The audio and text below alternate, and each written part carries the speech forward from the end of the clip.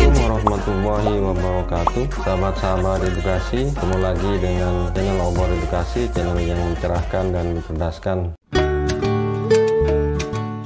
Sahabat-sahabat edukasi, Bapak Ibu sekalian, pada kesempatan kali ini kami akan menginformasikan 7 info penting di sekitar seleksi P3K Guru tahun 2022 Bapak Ibu. Informasi ini sangat penting dan sedang menjadi berita yang ditunggu-tunggu oleh rekan-rekan guru yang ingin ikut seleksi P3K tahun 2022.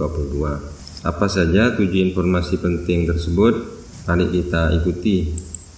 Bapak Ibu sekalian, informasi ini kami kutip dari sumber berita JPNN.com yang merupakan salah satu situs media online dari Jawa Pos Bapak Ibu, dan informasinya sangat valid. Bapak Ibu sekalian, dalam berita tanggal 12 Juni 2022 bahwa pemerintah memastikan akan menyelenggarakan seleksi pegawai pemerintah dengan perjanjian kerja atau P3K formasi guru tahun 2022 ini. Nah, berikut 7 informasi penting di sekitar seleksi P3K Guru tahun 2022. Informasi yang pertama Bapak Ibu tentang peserta seleksi P3K Guru tahun 2022. Seleksi P3K Guru tahun 2022 dapat diikuti oleh 2 kategori pelamar, yaitu pelamar prioritas dan pelamar umum. Informasi yang kedua, pelamar prioritas seleksi P3K Guru tahun 2022. Pada seleksi P3K Guru tahun 2022 ini diprioritaskan untuk 3 kategori, yaitu pelamar 1, pelamar 2, dan pelamar 3. Pelamar prioritas 1 yaitu tenaga honorer K2, guru non-ASN, lulusan pendidikan profesi guru atau PPG, dan guru swasta yang memenuhi nilai ambang batas atau passing grade pada seleksi P3K Guru tahun 2021 tetapi belum mendapatkan formasi. Pelamar prioritas 2 yaitu guru honorer K2, sedangkan pelamar prioritas 3 adalah guru non-ASN di sekolah negeri yang terdaftar di Dapodik dan masa kerja minimal 3 tahun. Kemudian informasi yang ketiga, lulusan PPG. Lulusan PPG yang terdaftar di database kelulusan PPG Kemendikbudristek serta pelamar yang terdaftar di Dapodik bisa melamar melalui kategori peserta umum. Ketentuan tersebut tertuang dalam Peraturan Menteri PAN-RB nomor 20 tahun 2022 tentang pengadaan P3K untuk jabatan fungsional guru pada instansi daerah tahun 2022. Dalam Permen PAN-RB 20 ini mempertimbangkan untuk memenuhi jumlah guru dengan kualitas dan sebaran yang baik. Kemudian informasi yang keempat, seleksi kompetensi P3K Guru tahun 2022.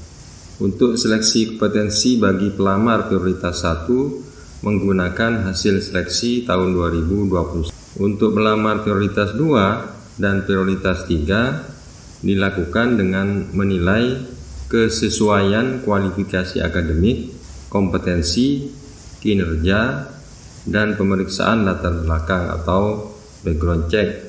Jadi maksudnya ini bahwa Kemenpan RB tidak hanya ingin memenuhi kuantitas yang memang kekurangan saat ini, tetapi juga ingin memenuhi nilai ambang batas tahun 2001 itu menjadi prioritas dalam seleksi tahun 2022 ini.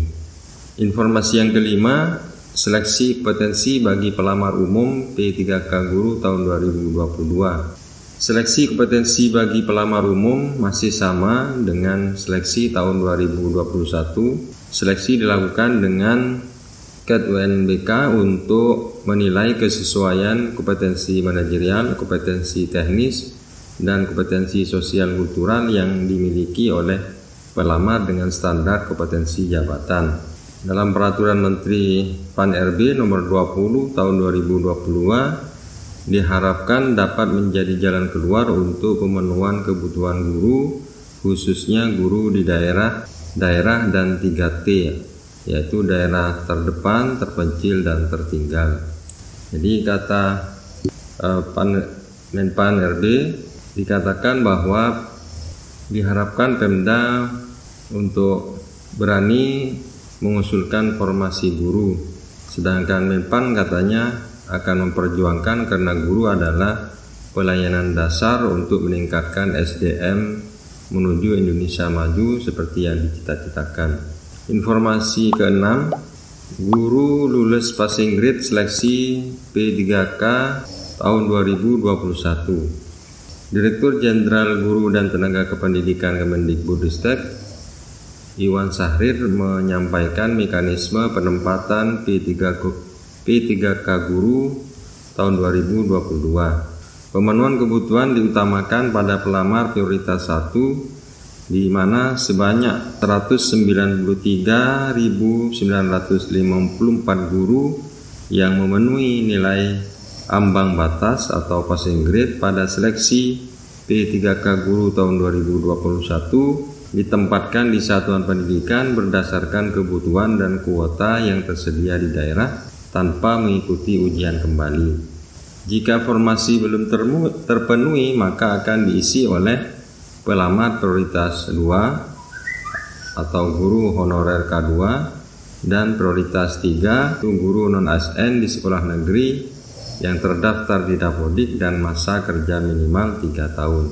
Jika formasi belum terpenuhi, maka akan diisi oleh pelamar prioritas 2 yaitu guru honorer K2 dan prioritas 3 yaitu guru non-ASN di sekolah negeri yang terdaftar di Dapodik dan masa kerja minimal 3 tahun.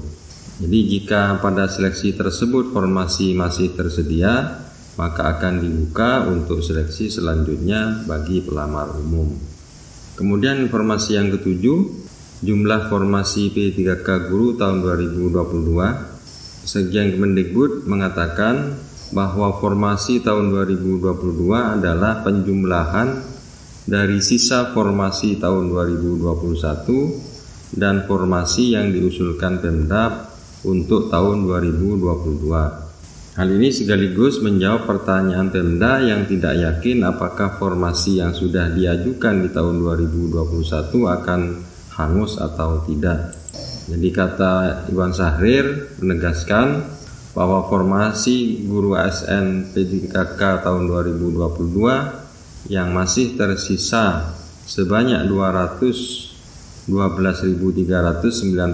tetap akan menjadi formasi yang diperebutkan di tahun 2022. Nah, demikianlah Bapak Ibu tujuh informasi penting di seputar seleksi P3K guru tahun 2022. Mudah-mudahan bermanfaat.